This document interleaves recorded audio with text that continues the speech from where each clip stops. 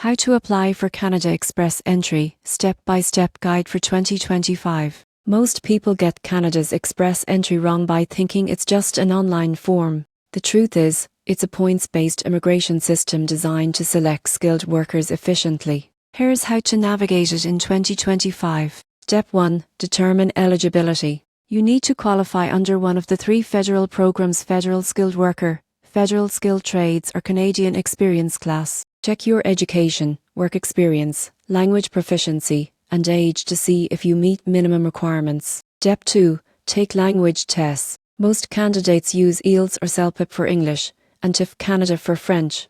You won't believe what happens next. Your score can significantly boost your comprehensive ranking system CRIS points, which determines your ranking in the Express Entry pool. Step 3. Get your Educational Credential Assessment (ECA).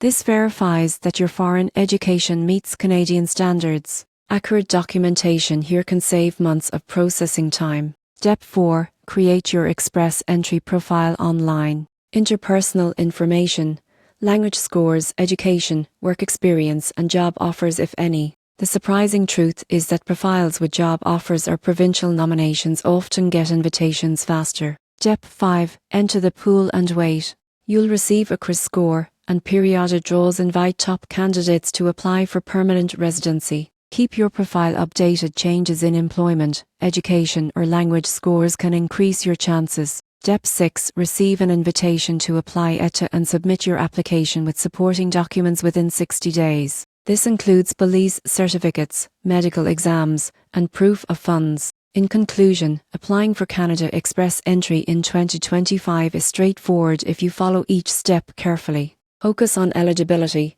language proficiency, and accurate documentation to maximize your CRIS score and increase your chances of receiving an ETA. Express Entry remains one of the fastest pathways to Canadian permanent residency for skilled workers.